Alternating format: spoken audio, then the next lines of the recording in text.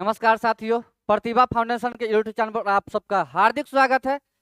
आइए हम लोग सेट नंबर 14 14 करते हैं। अच्छा, सेट नंबर 13 आप लोग देखे होंगे। देखे नहीं? अभी अभी जाइए, पहले सेट नंबर 13 देखिए, फिर 14 देखिएगा। सेट नंबर 14 का डिस्कशन और उसका क्वेश्चन का लेवल जो था, एकदम हूबहू जो था एग्जाम ओरिएंटेड था। और आज का सेट भी उतना ही इंपॉर्टेंट है जितना प्रीवियस सारा सेट इंपॉर्टेंट रहा है। अभी 2 दिनों से क्या हो रहा है कि आप लोगों के बीच जो क्वेश्चन ढूंढ के लाया जा रहा है, वो सारे क्वेश्चन बिहार पुलिस, फायरमैन, मद्य निषेध, सीडीपीओ, दरोगा, वो सारे एग्जाम का जो है क्वेश्चन को निचोड़ लाके और तब आपके सामने प्रस्तुत किया जा रहा है। तो आप समझ सकते हैं कितना मेहनत लग रहा होगा आप लोगों के लिए। तो इस बार एकदम टारगेट है कि 25 में 25, फिर से सुनिए, 25 में 25। कलम रुकना नहीं चाहिए, है समझ में? कलम रुका ना तो हाथ काट लेंगे तुम लोगों का। कलम रुकना नहीं चाहिए। एग्जामिनेशन हॉल में क्वेश्चन जो है सेट करने वाला भी पसीना उसका छूट जाना चाहिए कि कहां से बच्चा पढ़ के आया जो टोटल क्वेश्चन जानता है और आसानी से टिक करके चला गया। ऐसी होनी चाहिए तैयारी, समझे? और यदि आप लोग समय बर्बाद कर रहे हैं तो कोशिश कीजिए कि समय को जितना जल्दी हो सके बर्बाद करना बंद कीजिए। अब आप कहिएगा कि क्या है, हमारे पास तो समय समय है। अब हम मुकेश अंबानी थोड़े है जो 2 घंटा का मतलब हमारा पैसा मिलता होगा। नहीं, तू तो मुकेश अंबानी के बाप है, तोहरा थोड़े नहीं। टाटा बिरला का समय का पैसा मिलता है, जेब बेचोस का मिलता है, नरेंद्र मोदी का मिलता है। तू तो कर बाप है, तोरा कला पैसा की जरूरत है? तू समय बर्बाद करो जितना करना है। बकलोल से कहीं के कोशिश करो कि जितना हो सके समय कॉपी किताब के साथ दो। और सबसे पहला टारगेट करो कि कोई भी काम जो हमें जिंदगी में अचीवमेंट करना है उस पे फोकस करे, समझे? सूत के उठिएगा, ऐसा ना कि बरस करके हिलाने लगिएगा। आपको लगेगा कि पहला काम तो यही था। अब किताबा उधर से ताक के सोच रहा होगा हमरा तो देखबे नहीं किया अभी तक, हम तो बगले में खड़ा, समझे? तो ध्यान रखिएगा। चलिए हम लोग क्या करते हैं कि क्लास को स्टार्ट करते हैं और क्वेश्चन को देखते हैं। पहला सवाल आप लोगों के बीच है, निम्नलिखित में से कौन सा एक प्राकृतिक पारितंत्र है? साथ ही ये हम बता देते हैं, ये जो सवाल है, ये सवाल और इस टॉपिक का जो सवाल होता है सीधे सीधे छपता है। तो आप लोग नोट कीजिएगा इसको बहुत बेहतरीन तरीका से। और आप लोग जैसा कि जानते हैं कि मेरा डिस्कशन 1 से 5 तक क्वेश्चन का जो डिस्कशन होता है एकदम हाई लेवल होता है। तो आप लोग लिखते चलेगा कॉपी कलम के साथ। बोला है कि कौन सा एक प्राकृतिक पारितंत्र है? प्राकृतिक, देखिए पारितंत्र क्या होता है हम पहले बता देते हैं। जीव जंतुओं का वह स्थान जहां वह वास करता है, रहता है, उसका पालन पोषण होता है, उसे पारितंत्र कहते हैं। और यह 2 प्रकार से बनाया जा सकता है। पारितंत्र 2 प्रकार से बनाया जा सकता है। पहला क्या है? यह प्राकृत, और दूसरा क्या है? दूसरा है कृत्रिम। क्या है? कृत्रिम। प्राकृतिक परितंत्र वह होता है जो प्राकृतिक के द्वारा संरचना किया गया होता है, और कृत्रिम वह होता है जिसको हम लोग बनाते हैं। या प्राकृतिक के बनाए हुए परितंत्र में भी अगर हम थोड़ा भी हस्तक्षेप करते हैं तो वह कृत्रिम परितंत्र हो जाता है, न कि प्राकृतिक रह जाता है। अब प्राकृतिक परितंत्र में आप एग्जाम्पल देखो तो आपको रेगिस्तान मिलेगा, रेगिस्तान। और यह रेगिस्तान जो है प्राकृतिक पारितंत्र का बहुत बड़ा हिस्सा है। आप बताइए, महासागर,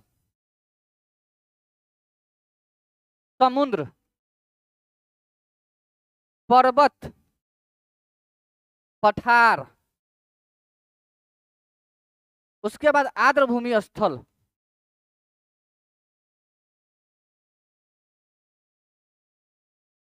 आर्द्रभूमि स्थल, उसके बाद आप लोग ये वन, वन etc कर लेते हैं। ऐसे नदी, झील, तालाब, छोटा छोटा ताल, गड्ढा देख रहे हैं, गड्ढा आपके घर के आसपास में होगा, गड्ढा गुड्डी, इस सारा गड्ढा गुड्डी भी छोटा छोटा ताल जो होता है ये प्राकृतिक पारितंत्र में आता है। ठीक है, अगर आपसे सवाल पूछेगा कि बताइए इनमें से सबसे बड़ा पारितंत्र क्या है, तो आप लोग आंसर मारिएगा रेगिस्तान, सबसे बड़ा पारितंत्र। अगर आपको कहेगा सबसे बढ़ता हुआ बड़ा पारितंत्र क्या है, तब आंसर होगा समुद्र। फिर से सुनिए ध्यान से, गलत नहीं मार कर जाइएगा। सबसे बड़ा पारितंत्र रेगिस्तान, सबसे बड़ा बढ़ता हुआ पारितंत्र, तब समुद्र। ठीक ना। आपको एक एग्जांपल और बताते, घास स्थल। तो एक घास स्थल जो है ये भी एक पारितंत्र है। झील, तालाब, ये सब पारितंत्र। अच्छा, झील, छोटा छोटा नदी, ये सब पारितंत्र है। अब आइए कृत्रिम क्या होगा, जो हम खुद से बनाएंगे, जैसे बायोस्फीयर,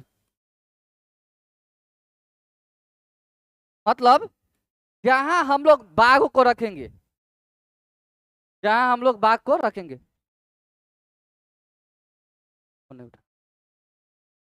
जहां हम लोग क्या करेंगे, बाघ को रखूंगा, मोबाइल पलटो, मोबाइल पलटो।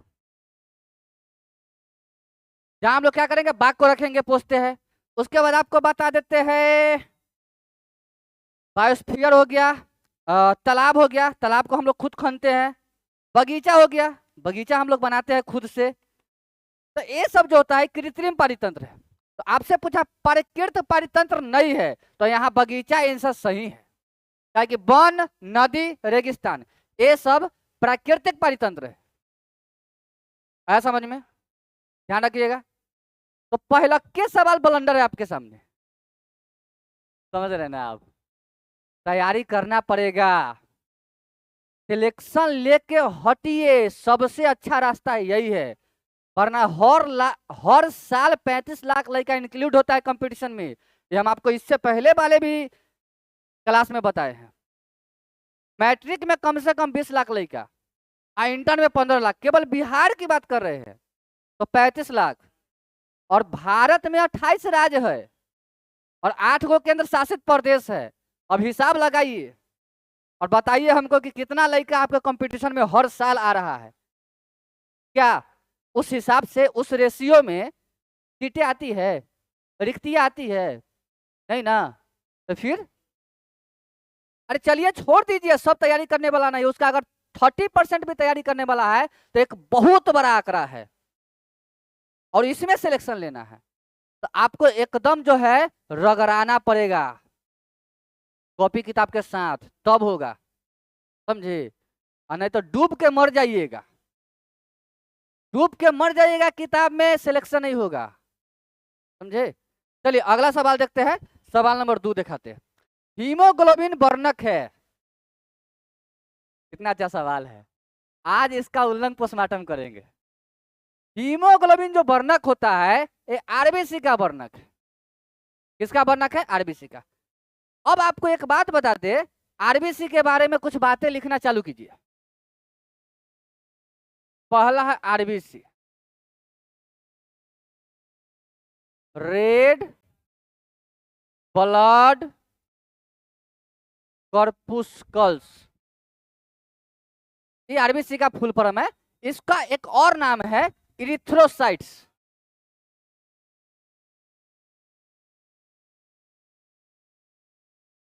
इरिथ्रोसाइट्स, इसका एक और नाम है इरिथ्रोसाइट्स। इसका निर्माण कहाँ होता है, एकदम एक एक बात आराम से बारीकी से जानते हैं, हरवाने की जरूरत नहीं है, बी रिलैक्स, जितना पढ़ेंगे सीख के जाएंगे क्लास से। कॉपी कलम लेके बैठिएगा, ये आपकी मम्मी कसम है, ठीक है? निर्माण होता है बोन मैरो में, जिसको अस्थि मज्जा बोलते हैं।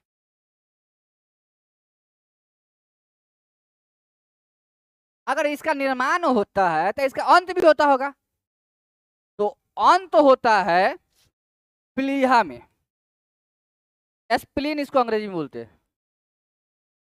एक बात और बता दे, प्लीहा के अलावा आपको सारा किताब ये बात बताया होगा कि आरबीसी का कब्रिस्तान प्लीहा को कहा जाता है। एक बात हम आपको बता देते हैं, प्लीहा के अलावा भी यकृत में भी यह क्या होता है, डैमेज होता है। इसलिए आरबीसी का कब्रिस्तान अगर प्लीहा ऑप्शन में ना रहे तो आप लोग यकृत मार क्या होगे, न कि छोड़ क्या होगे। आप एनसीईआरटी नहीं लिखा इस बात को, हमने पूरा स्टडी किया इसकी। एनसीईआरटी में कहीं इस बात की चर्चा नहीं है कि यकृत होता है, लेकिन अदर बुक है जैसे महेश भरनवाल है, बहुत सारे बुक है जहां जो है ऑथेंटिक बात है, ये लिखा हुआ है, मिलेगा आपको। और सबसे बड़ी चीज गूगल पे ये चीज मिलेगा आपको। आप गूगल के जाइए, विकिपीडिया पे ये बताएगा कि हाँ यकृत में भी ये मरता है। तो आपको ऑप्शन में यकृत रहे, अगर स्प्लीन ना दे तो यकृत दे, तो यकृत भी आप लोग सही कर क्या होगा, आंसर सही है। प्लीहा को आरबीसी का कब्रिस्तान कहते हैं।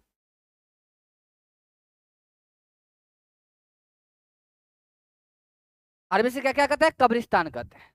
इसका आकार कैसा होता है, इसका आकार होता है उभयावतल, मतलब उत्तल और अवतल का संयोजन। उत्तल और अवतल का संयोजन, उत्तल और अवतल का संयोजन, इसका आकार होता है इस प्रकार का। ठीक है, यहां तक आपको बात समझ में आई, लिखते चलिएगा। अब हम एक नया पेज लेते हैं और इसके बारे में और ढेर सारी बात आपको हम क्या करते हैं, बताते हैं। ये जो आरबीसी होता है अपने शरीर में, अपने शरीर के भार का मात्र 40% हिस्सा होता है अपने शरीर में, ठीक ना। कितना परसेंट, 40% हिस्सा होता है। अब इसमें लिखिएगा आरबीसी होता है ना, इसमें केंद्रक नहीं होता है, लिखिएगा इसमें केंद्रक नहीं होता है, केंद्रक नहीं होता है। कुछ अपवाद है और यही अपवाद एग्जाम में पूछा है, तो इसको लिख लीजिए VVI।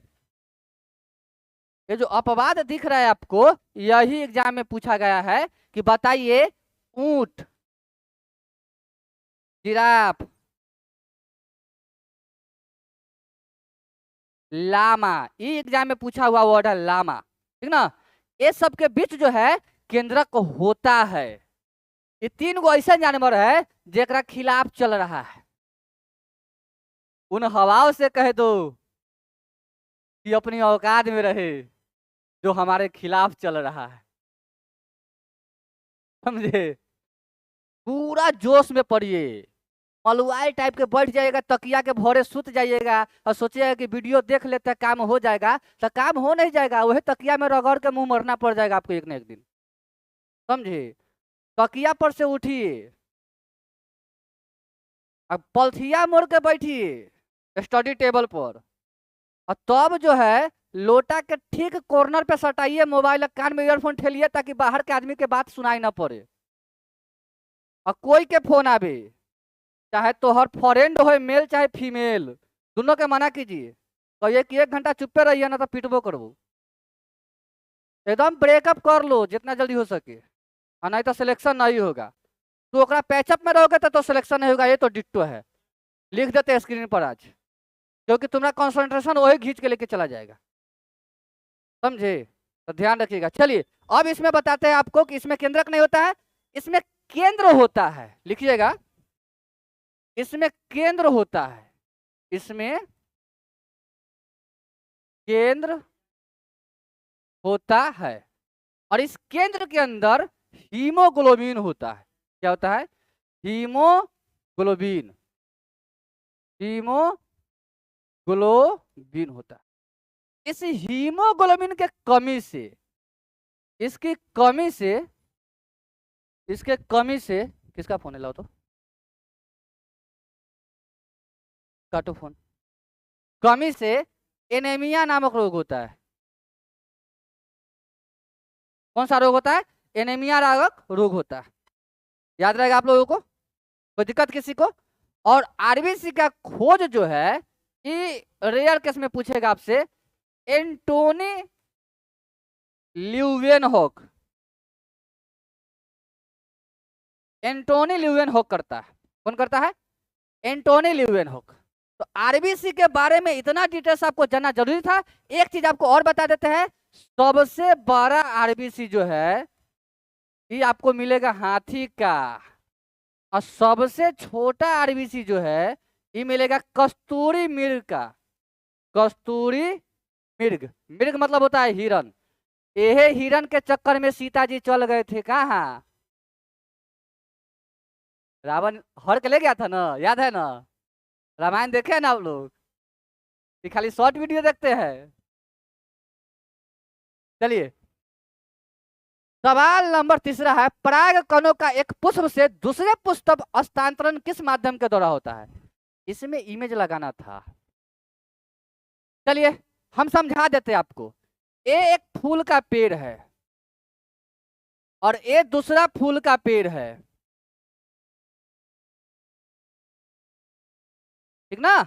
और इसमें फूल फूल आयल है और इसमें भी फूल फूल आयल है बहुत सारा, ऐसा अड़हुल के फूल है, समझे? तो ए पर के फूल, अगर मान लो कि ये जो फूल है इस फूल का पॉलिनेशन यानी पोलन ग्रेन जो होता है परागकण इस फूल पर गिर जाए तो उसको बोलते हैं स्वपरागन। और अगर इस पर से कोई मक्खी तितली वायु के माध्यम से या जल के माध्यम से किसी भी माध्यम से इस पर के परागन इस पे जाके बैठ जाए तो इसको बोलते हैं पर परागन, ठीक ना? तो स्वपरागन किसी के माध्यम से नहीं होता है, वो खुद हो जाता है। एक फूल पर से परागन पोलिनेशन गिरेगा, पोलन ग्रेन गिरेगा, दूसरे फूल पे बैठ जाएगा। लेकिन पर परागन जो होता है, पर परागन वो किसी न किसी के माध्यम से होता है। तो वायु में पर परागन जो होता है इसको बोलते हैं एनीमोफिली। एनीमोफिली एकदम बहुत दर्दनाक टॉपिक से क्वेश्चन उठा के लाए हैं, ये बात समझ लीजिए। जल का होगा हाइड्रोफिली,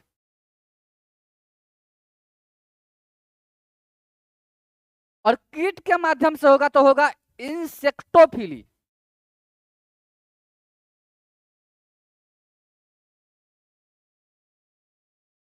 तो इसका यह मतलब है कि इसका आंसर इनमें से सभी होना है, क्या इस सभी के माध्यम से परागन जो है होता है। बोला ना हो जान, समझ में आया? चलिए अगला सवाल 4 नंबर देखते हैं हम लोग।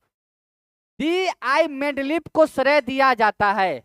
एक बात हम आपको बता देते, इनको पहचानते हैं आप लोग? ये आवर्त सारणी बनाने वाले बेहतरीन विद्वान थे। इन्हीं के आवर्त सारणी सबको ठीक ठाक समझ में आया, बाकी सब गया बुरा में। देखिए इन्होंने क्या किया, 1969 ईस्वी में आवर्त सारणी बनाए। आवर्त सारणी क्या किए, बनाए। और बनाने के पीछे का उद्देश्य ये था कि आवर्त सारणी समझ में नहीं आता था कि तत्व को कैसे सजाए, तो उसका स्टडी करने में दिक्कत हो रहा था। जब ये बनाए तो इनका जो है 1972 में बना हुआ आवर्त सारणी जर्मनी के पत्रिका में छपा। कहाँ छपा? जर्मनी पत्रिका में। और ये बनाए कैसे, तो ये बनाए तो उसका आधार क्या रखे, तो ये आधार रखे परमाणु द्रव्यमान। परमाणु द्रव्यमान कहीं कहीं आपको भार भी मिलेगा तो गोसाइएगा नहीं, घबराइएगा नहीं, द्रव्यमान भारे का रूप है। इसका आधार बनाए। इन्होंने क्या किया, तत्व को 2 चीज खोजना स्टार्ट किए 63 तत्व पे। उस समय टोटल तत्व कितना ज्ञात था, 63। उसमें क्या किए, भौतिक गुण और रासायनिक गुण,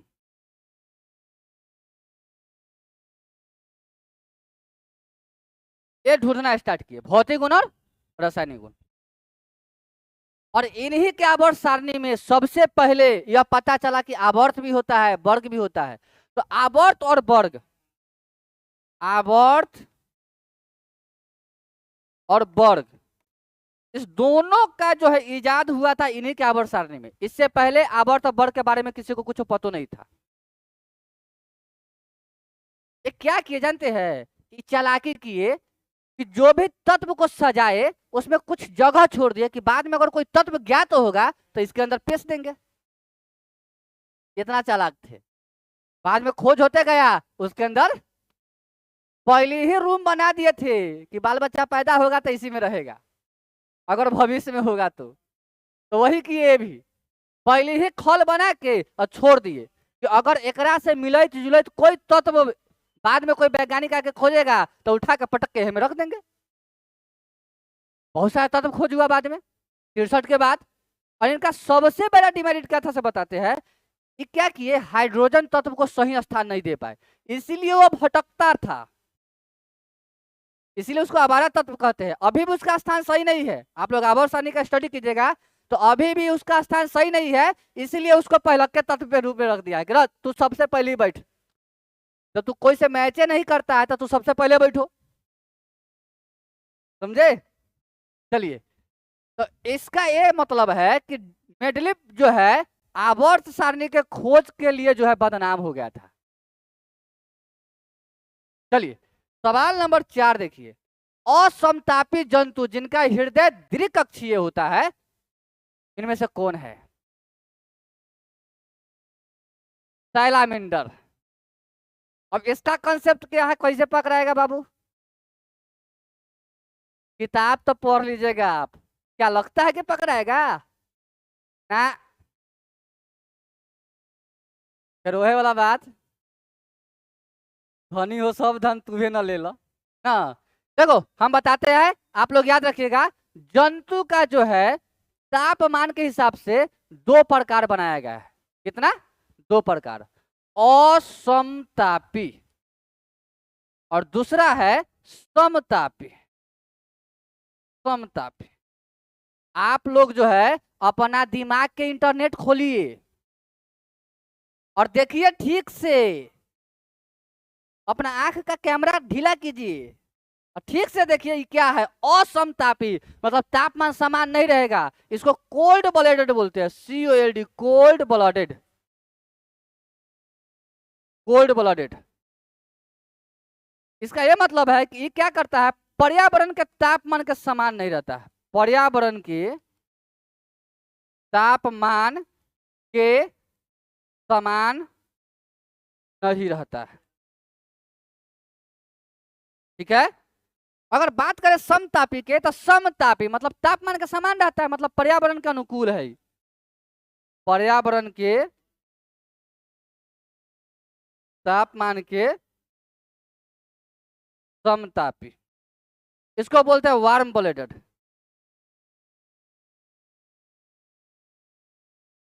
वार्म ब्लडेड।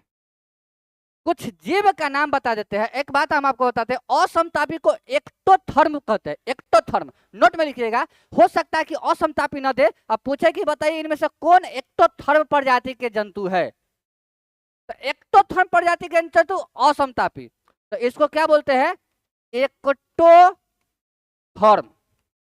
क्या बोलते हैं? एक्टोथर्म जंतु,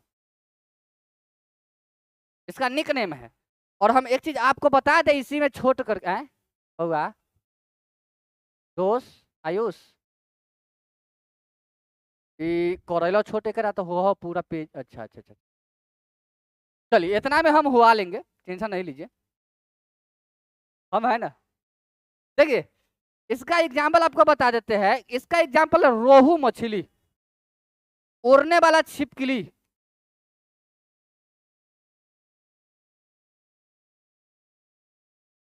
उभयचर प्राणी, सरीसृप प्राणी,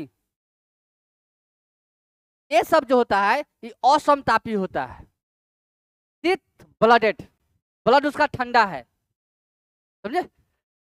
अगर आप समतापी की चर्चा करें तो समतापी में हम लोग भी आते हैं। आप देखिएगा ठंडा के मौसम में हमारा शरीर क्या ठंडा बर्दाश्त नहीं करता है, गर्मी के मौसम में तो गर्मी बर्दाश्त नहीं करता है, बरसात के मौसम में बर्दाश्त मौसम नहीं करता है। मतलब हम लोग क्या है, समतापी है, पर्यावरण के तापमान का समान हमारी शरीर क्या करता है, अपने आप को ढाल लेता है। बोलिए सही बात की गलत? सही ना। चलिए, तो हम लोग हो गए, जानवर हो गया, आपको और बताते इसमें कछुआ हो गया, कछुआ हो गया, आपको और बता दे, ETC कर लीजिए ना, जो छूट गया सो हो गया नहीं, तो ए है इसका आंसर। और सैलामेंडर जो है ये असमतापी है, और नोट लिख लीजिएगा, असमतापी द्विकक्षीय होता है, मतलब कि उसके हृदय में 2 कक्षा होता है। असमतापी क्या होता है, द्विकक्षीय होता है। तो आप लोग कहाँ लिखोगे, यहाँ लिखिए, असमतापी द्विकक्षीय होता है, द्विकक्षीय होता है। अच्छा, द्विकक्षीय कहने का क्या मतलब, बात समझ में आ रहा है? द्विकक्षीय कहने का मतलब है कि इसके हृदय में कितने वेश्म होते हैं, कितने चेंबर होते हैं? 2। और मानव में कितना होता है? 4। चलिए, सवाल नंबर है 6। रासायनिक परिवर्तन का उदाहरण है। देखिए, एक बात बताते हैं, परिवर्तन 2 प्रकार के, भौतिक और रासायनिक।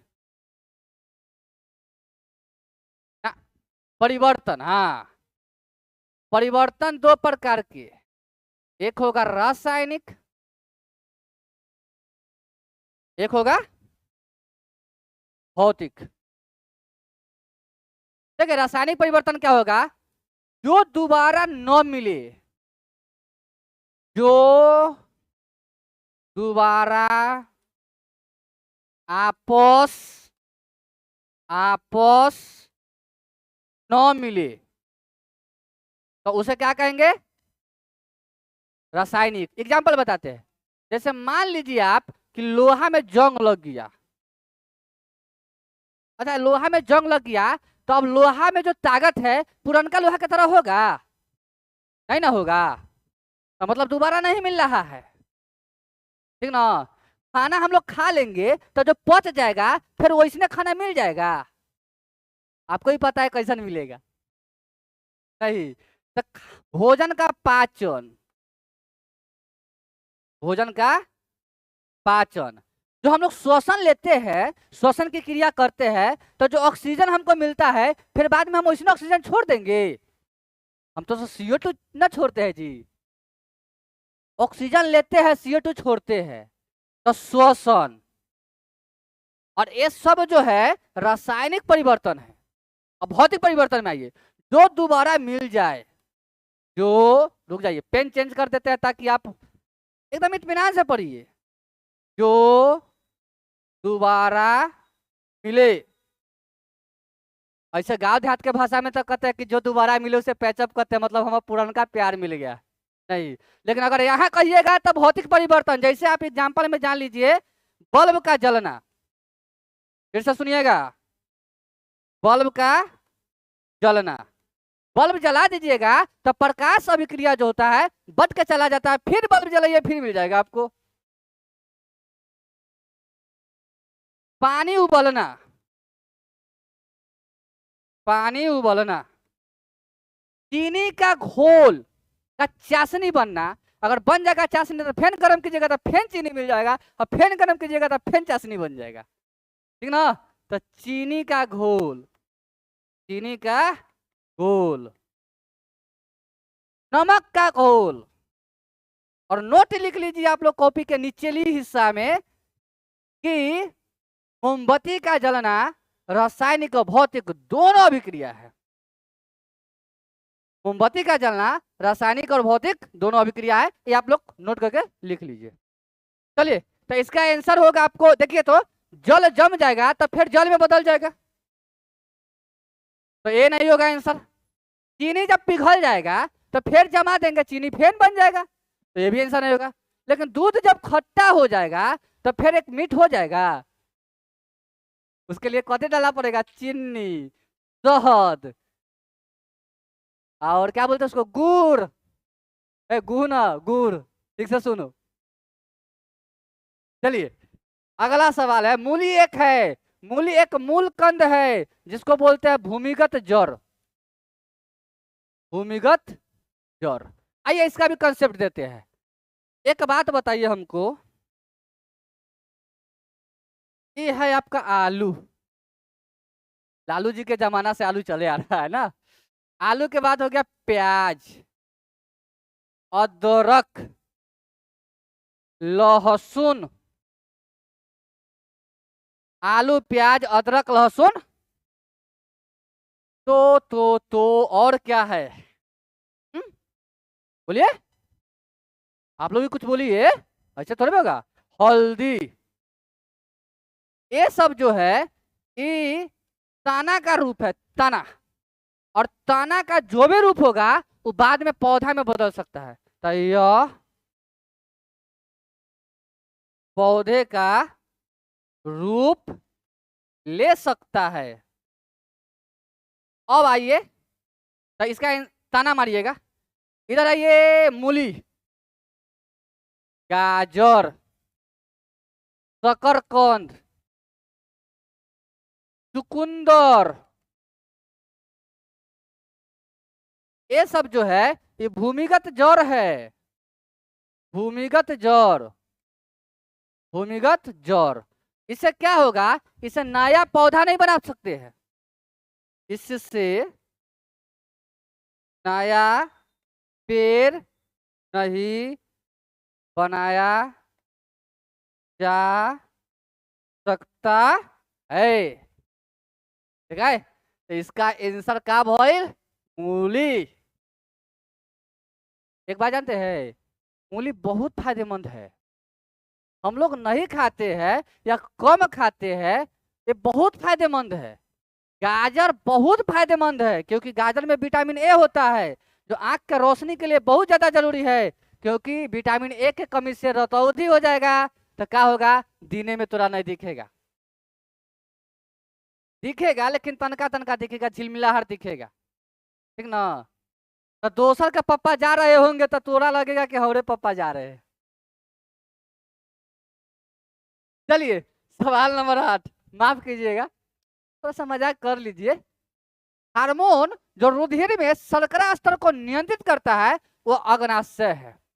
अब जो है हम आपको कुछ ज्ञान देते हैं, वो ज्ञान नोट कीजिए, यहीं से क्वेश्चन डायरेक्ट फिलअप होता है एग्जामिनेशन हॉल में। देखिए, ये ग्रंथि अपने शरीर के अंग की चर्चा करते हैं, जिसको बोलते हैं ग्लैंड। ग्रंथि जो होता है दो प्रकार का होता है, एक होता है अंतःस्रावी, अंतःस्रावी, एक होता है बहिःस्रावी। बहिःस्रावी इसको बोलते हैं इंडोक्राइन, इसको बोलते हैं एक्सोक्राइन। ठीक है, अंतःस्रावी जो ग्रंथि होती है यह हार्मोन निकालता है। क्या निकालता है, हार्मोन। और इसमें नली नहीं होता है, इसमें नली नहीं होता है। एग्जाम्पल में अग्नाशय देख लीजिए, एग्जाम्पल में अग्नाशय, इसमें नली नहीं होता है। यह इसके अग्नाशय के अल्फा सेल से नहीं, बीटा सेल से, इसके बीटा सेल से निकलता है इंसुलिन। क्या निकलता है, इंसुलिन हार्मोन, जो डायबिटीज यानी मधुमेह को कंट्रोल करता है। ठीक है, अब बहिःस्रावी जो है ये क्या करेगा, बहिःस्रावी क्या करता है आप लोग बताओ तो।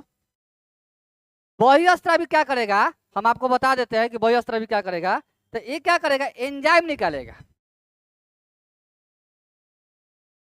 और इसमें नली होता है, इसमें नली होता है। जैसे आप लोग जानिए यकृत, श्वेत ग्रंथि, लार ग्रंथि, ये सब, इतनी बातें आप जानिए। यहीं से सवाल पूछता है, ऐसा सवाल पूछेगा कि इनमें से सबसे बड़ी अंतःस्रावी ग्रंथि कौन है, तो अग्नाशय। तो सब फंस रहा था ना इतना दिन से, अग्नाशय होगा, अमाशय होगा, यकृत होगा। हर किताब हर तरह के बातें लिखे हुए था, एकदम मतलब किचिर पिचिर किचिर पिचिर कह लेता। उस सब के आई जो है सर्फ लगा के साफ करके तब तुम लोगों के सामने लाए, समझे। चलिए, क्या बात है, उस बड़ा प्यार से देख रहे हो है।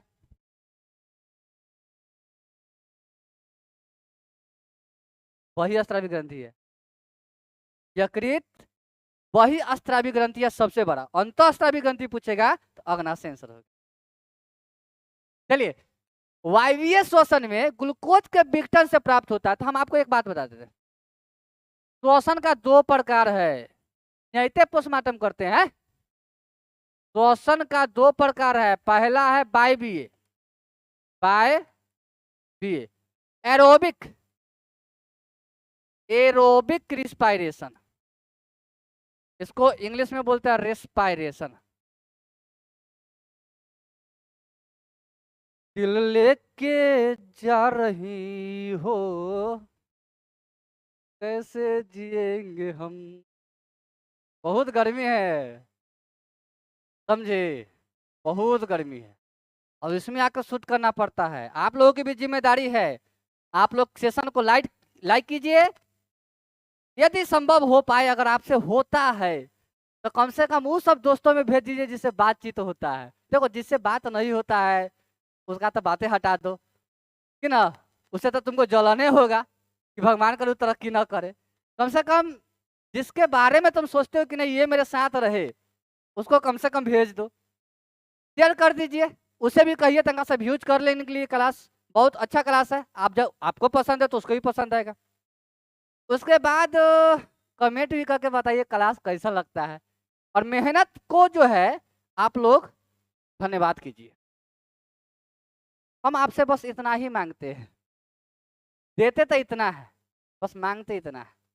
सोचो हम कितना स्वार्थी इंसान है जो इतना ही में संतुष्ट है। नहीं कहते हैं संतोषम परम सुखम, तो हमको संतोष है, आप इतना दे दीजिए, लाइक का बटन दबा दीजिए, शेयर कर दीजिए, और जे दोस्त के पास शेयर कीजिएगा उसको कह दीजिएगा भाई तो और दोस्ती का सब्सक्राइब कर लेना, ठीक ना। चलिए, वायवीय के बाद लिखिएगा अवायवीय, anaerobic, anaerobic respiration. ये रिस्पायरेशन कब होगा? जब ऑक्सीजन प्रेजेंट होगा। क्या होगा?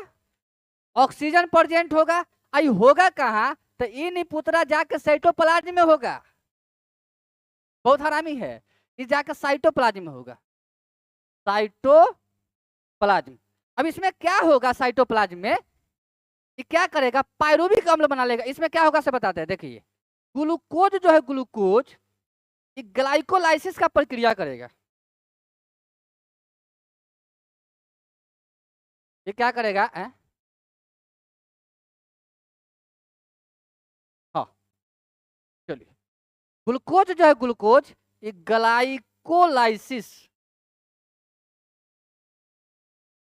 ग्लाइकोलाइसिस का प्रक्रिया करेगा, अब पायरुविक अम्ल बना देगा।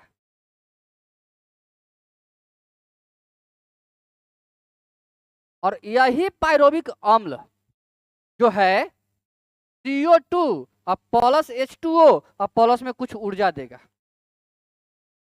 तो यही पूछा है कि वायवीय श्वसन में ग्लूकोज के विघटन के बाद मिलता है तो CO2 जल, और इन्हें ऊर्जा नहीं दे रहे तो नहीं मारेंगे। और एनाएरोबिक के बारे में बता दें कि यह जो होता है O2 के अबसेंट में होता है, यह माइटोकॉन्ड्रिया में होता है।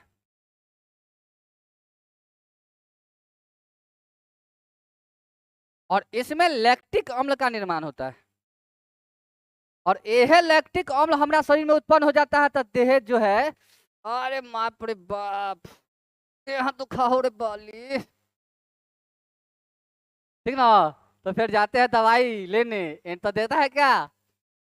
एंटासिड करके कुछ देगा, क्षारीय पदार्थ। और नहीं तो आप लोग क्या कीजिए, घर में नींबू है, ठीक हो जाएगा। नींबू लगाने से शरीर के अंदर का जो ब्लड होता है, थका हुआ होता है, वह क्या होता है? वर्किंग करने लगता है। नींबू में खासियत होता है। चलिए आगे बढ़ते हैं। नीचे दिए गए कथनों पर विचार कीजिए और सही उत्तर का चयन कीजिए। रासायनिक गुणों में मेडलिप कार्बन हाइड्रोजन, बहुत मार मारेंगे, कार्बन हाइड्रोजन थोड़े था, ऑक्सीजन, ऑक्सीजन था। और ऑक्सीजन के साथ ही क्या ढूंढा था? हाइड्रोजन, ठीक है, ऑक्सीजन और हाइड्रोजन।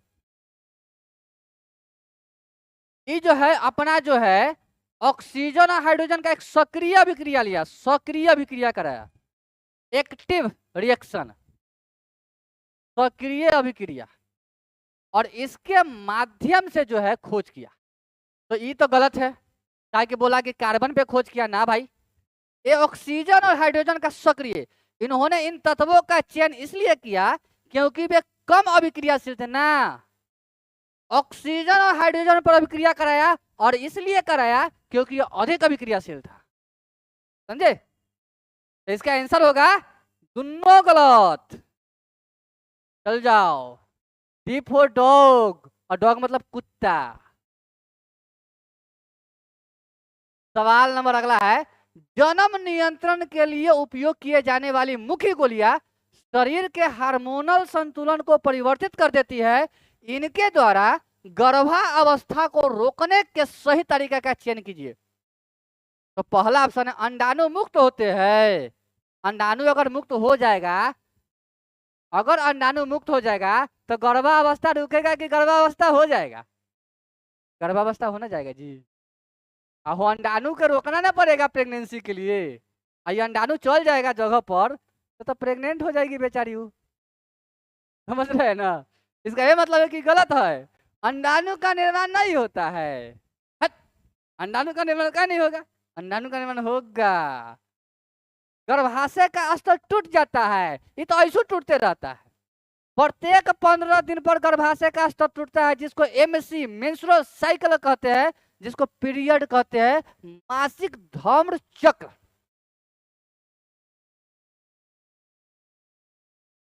नहीं, तो ये भी गलत। इसका ये मतलब है कि ये सही, अंडाणु मुक्त नहीं होते हैं और निषेचन नहीं होता है। यही तो पूछना चाह रहा था। जन्म नियंत्रण, नियंत्रण मतलब कंट्रोल करेंगे, मतलब प्रेगनेंसी रोकेंगे। तो इसके लिए मुख के मुख के नली से जो हम गोली खाते हैं, मालाडी, सहेली, तो वो क्या करता है? इसमें प्रोजेस्टेरोन, प्रोजेस्टेरोन, एस्ट्रोजन, एस्ट्रोजन, ये 2 हार्मोन होता है और ये दोनों हार्मोन ले जाके अंडाणु को हुआ देता है। कहता ना।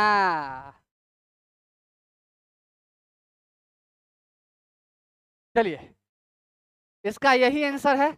अगला 11 के बाद 12, प्लास्टर ऑफ पेरिस बनाया जाता है जिप्सम से। जिप्सम को क्या करो, CaSO4 को क्या करो आप लोग, या तो 100 डिग्री सेल्सियस या 373 केल्विन पर गर्म करो। ये चीन है गर्म का, ये चीन कथी का है? गर्म कर रहा है इसको, हीट।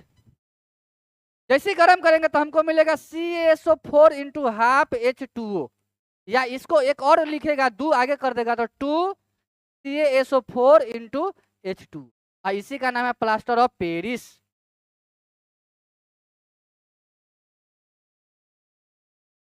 इसका उपयोग क्या करते हैं? तो प्लास्टर ऑफ पेरिस का उपयोग करते हैं सांचा बनाने में।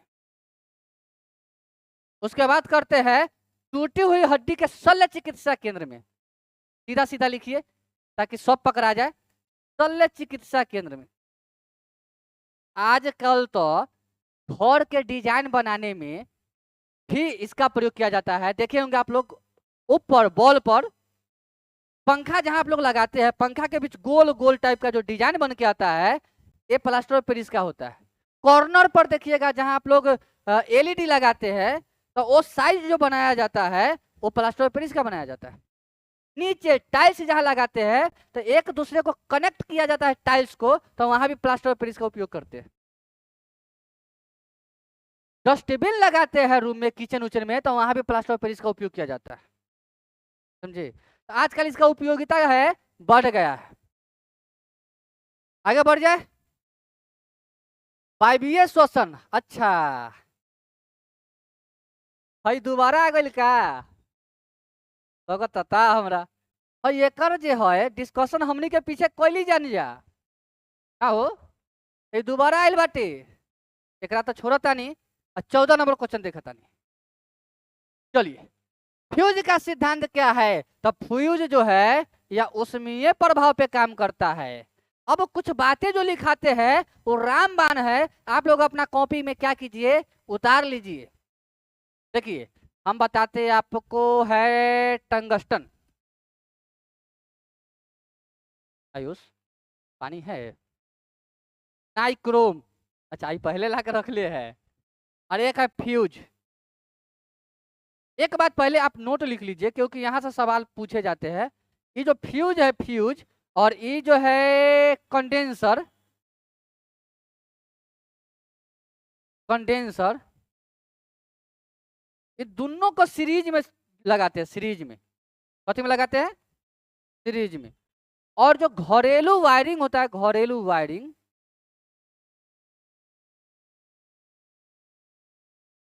इसको लगाते हैं समांतर क्रम में। सीरीज मतलब होता है श्रेणी क्रम। इसको अलग लिख देंगे, रुक जाइए। श्रेणी क्रम, समांतर क्रम। तो एक इतना बात तो आपको अलग लिख लीजिए, यहां से सवाल पूछे जाते हैं। अब आइए टंगस्टन। अब जो हम बताना चाहते हैं, जो छपता है एग्जामिनेशन हॉल में बार बार, और आप लोगों को नाक में दम कर रख ले है, निकल के आते कहते फिर गड़बड़ा गए, फिर हमरा से लपसा गया, घसटा गया, ये आज के बाद नहीं घसटाएगा। फ्यूज देखिए साथी, इसका गलनांक है, ये क्या है? गलनांक। और इसका प्रतिरोध है, क्या है? प्रतिरोध। टंगस्टन का जो है गलनांक भी उच्च होता है, प्रतिरोध भी उच्च होता है। नाइक्रोम का गलनांक भी उच्च होता है, प्रतिरोध भी उच्च होता है। और खास बात कहिएगा कि का मतलब फ्यूजवो के तो ऊंचे ऊंचे होता होगा, तो खाली ऊंचे ऊंचे देखिएगा, निचका सके कौन देखेगा? नीचू बड़ा अच्छा अच्छा चीज रहता है, ठीक। इसका मतलब कि यहाँ होगा निम्न और यहाँ होगा उच्च, यानी फ्यूज का गलनांक निम्न होता है और प्रतिरोध उच्च होता है। और यह ऊष्मीय प्रभाव के सिद्धांत पे काम करता है, समझे? क्या करता है? ऊष्मीय प्रभाव के सिद्धांत पे काम करता है। और इसीलिए ना जैसे ही वोल्टेज बढ़ता है फ्यूज बॉक्स टूट जाता है, ब्रेकअप कर लेता है, ब्रेकअप। करंट के आगे जाने नहीं देता, ना जाने देंगे तो आवश्यकता से ज्यादा जा रहा है वायर में, फ्यूज बॉक्स क्या करेगा? टूट जाएगा, ठीक ना। तो जैसे हिट करेगा वोल्टेज, जैसे ही बढ़ेगा एक बाई एक, फ्यूज कड़ाक से टूट जाएगा। और फ्यूज बॉक्स टूटेगा तो बाकी जितना जो घर का लाइट है सब ऑफ हो जाएगा, क्योंकि मेन जगह से लाइनें कट जाएगा, बोर्ड से लाइनें कट जाएगा। इसलिए फ्यूज को बनाया गया है। ये गणेश जी के तरह काम कर रहा है। कैसे देखे थे? पार्वती जी नहा रहे थे तो गणेश जी के दूरा पर खड़ा कर दिए थे, देखो कोई आएगा तो अंदर नहीं आने देना, ये हमारी इज्जत का सवाल है। और भगवान शंकर जी आ गए जो उनका पिताजी थे, अब जैसे आए बोले हमारा अंदर जाने दो, तो बोली मम्मी नहा रही है, तो बोले रे पगला कहीं हम बहुत प्यार न करते तुम्हारे मम्मी से, जाने न दो। बोला ना, मम्मी का आदेश है, my mother order me please, किसी को नॉट घुसेंगे। बोला कि अच्छा ऐसा बात है? तो बोला कि हाँ। तो बोला कि भागता है कि नहीं भागता है तू? तो बोला ना। बोला अच्छा रुको, युद्ध करना पड़ेगा। कहा कर लीजिए, हम आपसे कम है, कर लीजिए। ओहे युद्ध में उनका गर्दन काटा गया, समझे? बाद में फिर हाथी के हाथ से लाए उठा के लगाए, तो अभी क्या होता है देखते होंगे आप, आधा धड़ हाथी का है और नीचे इंसान का है। तो वही युद्ध में कटाए थे, तो फ्यूज वही काम कर रहा है, इसलिए बार बार कट जाता है, समझे? 14 के बाद 15, एक धातु तार का तापमान बढ़ जाता है, सही बात है। तापमान बढ़ेगा तो विद्युत धारा भी बढ़ेगा। आप जानते हैं विद्युत धारा बढ़ेगा तो तापमान बढ़ेगा, तापमान बढ़ेगा तो विद्युत धारा बढ़ेगा, सही बात है। दूसरा है, इसका कारण बता रहा है कि धातु अणुओं के पारस्परिक संगठन से ऊष्मा का मोचन करता है, तो ये भी सही है। और ये जो है ऊष्मा का मोचन करता है तब तो तापमान बढ़ता है, और तापमान बढ़ता है तब तो विद्युत का धारा का प्रवाह तेजी से होता है। इसका मतलब कि ये वाला जो सेंटेंस है इसका क्या कर रहा है? सपोर्ट कर रहा है। सपोर्ट कर रहा है, इसका ये मतलब है कि कथन ए और आर दोनों सही है, और आर जो है आर ए का सही स्पष्टीकरण कर रहा है, तो ये आंसर होगा। ये नहीं कि दोनों आंसर सही है, दोनों सही है, लेकिन ई वाला जो है भेटनिया, इनका जो है अच्छा से एक्सप्लेनेशन कर रहा है, समझे? चलिए 16, विद्युत बल्ब के अंदर कौन सा गैस भरा जाता है? तो ये जो विद्युत बल्ब है, इस बल्ब के अंदर आप लोग भर दीजिए। अगर पूछेगा गैस तो भरिएगा नाइट्रोजन, नाइट्रोजन। अगर मात्र गैस पूछे तब, अगर कहेगा अक्रिय गैस, बात अगर अक्रिय पर आ जाए तब भरिएगा आर्गन। क्या भर दीजिएगा? आर्गन, ठीक है। इसका ये मतलब है कि न तो हमारा यहाँ ऑक्सीजन दिख रहा है, वायु दिख रहा है, मतलब अक्रिय गैस में न तो नाइट्रोजन है न ऑक्सीजन है, तो हम आंसर क्या लेके जाएंगे? ऊपर युक्त में से कोई नहीं। अच्छा ये ऑप्शन भी कमाल है, ऊपर युक्त में से कोई नहीं, मतलब नीचे वाला में से होगा क्या, तो नहीं, तो ये ऑप्शन ऊपर होना चाहिए, इसको सबसे लास्ट में होना चाहिए था, तो ये ऑप्शन बीच में आ गया। इतना समझ लीजिए कि ऑक्सीजन, वायु, कार्बन डाइऑक्साइड नहीं भरा जाता है, इसमें नाइट्रोजन गैस भरा जाता है, और नहीं तो अक्रिय गैस आर्गन भरा जाता है, ताकि निर्वात न रहे और उसमें ऊर्जा का प्रवाह है ठीक ठाक हो पाए, और नहीं तो बल्ब क्या करेगा, फूट जाएगा। चलिए 17, बिजली के बल्ब का अपेक्षाकृत अल्प जीवन होता है क्योंकि फिलामेंट का तार एक समान नहीं होता। सही बात है, फिलामेंट के तार का जो है सब कुछ एक समान नहीं होता है, तो सही बात है। बल्ब पूर्ण रूप से निर्वासित नहीं किया जा सकता, निर्वासित मतलब कि क्या इसको खाली छोड़ा जा सकता है, नहीं। अभी पहला इसे पिछला वाला क्वेश्चन बताए थे कि इसमें क्या भरेंगे हम लोग, आर्गन या नाइट्रोजन गैस भरेंगे, इसका मतलब कि इसको निर्वासित नहीं किया जा सकता है, खुला नहीं छोड़ सकते, नहीं तो फूट जाएगा। फिलामेंट के सहायक तार उच्च ताप पर पिघल जाते हैं, ये भी सही है। इसका मतलब 1 2 3 तीनों सही है। 17 के बाद 18, बादल आच्छादित रातें स्वच्छ आकाश वाली रातों से अधिक गर्म होती है, क्यों? इसलिए क्योंकि बादल पृथ्वी तथा हवा उष्मा का विकिरण को रोकते हैं। इसलिए आप लोग देखिएगा कि जिस रात आकाश साफ है वो रात बहुत ही गर्मी उत्पन्न होता है, क्योंकि विकिरण को रोक रहा है। तो स्वच्छ आकाश, साफ आकाश अगर आपको दिखेगा तो समझिए कि गर्मी है आज। बादल लगेगा तो वर्षा होगा नहीं। चलिए सवाल नंबर 18 के बाद 19, परम शून्य तापमान पर अर्धचालक में विद्युत प्रतिरोध हो जाता है अनंत। आपको बता दे कि परम शून्य तापमान जो है, परम शून्य तापमान इसको बोलते हैं 0 डिग्री केल्विन। इस पर जो है अगर बात करें अर्धचालक का, तो ये है अर्धचालक, तो इसका जो चालकता है ये हो जाएगा 0, और इसका जो प्रतिरोध है ये हो जाएगा अनंत। लगा दिए आंसर वहां। आइए सवाल नंबर 20, आंख में स्वकेंद्रण होता है लेंस की उत्तलता में परिवर्तन के कारण। आंख में स्वकेंद्रण होता है, आंख में स्वकेंद्रण होता है लेंस में परिवर्तन के कारण। तो आज हम लोग 20 क्वेश्चन समाप्त कर लिए। अब अगला सेट का इंतजार कीजिए आप लोग, और जितनी सेट है उसका जो है रिवीजन करते रहिए आप लोग। बार बार जाइए चैनल पे, जब भी समय मिले चैनल पे जाइए, बैठ के देखिए वीडियो, कॉपी में नोट कीजिए, कॉपी देखिए, वीडियो देखिए, कॉपी देखिए, एकदम यहाँ जो है ठान लीजिए, मान के तो सब बैठल है कि हमारा इस बार हो रहा है। और समय नहीं बर्बाद कीजिए। यदि बिल गेट्स का समय महत्वपूर्ण है तो आप उससे कम है क्या? अगर जेफ बेजोस का महत्वपूर्ण है, नरेंद्र मोदी का महत्वपूर्ण है, राहुल गांधी का महत्वपूर्ण है, तो आप उससे कम है क्या? आपका भी समय महत्वपूर्ण है, आप उसका बाप नहीं बनिए, समझिए, वही बनिए। उसको समय का पैसा मिलता है, अभी इतना समय को मतलब जो है दीजिए, इतना रगड़िए अपने अपने संघर्ष को कि आपको लोग सुनने के लिए तरसे, देखने के लिए उसको लाइन लगाना पड़े कि भाई आज आएंगे, आज हमसे मुलाकात होगा, समझे?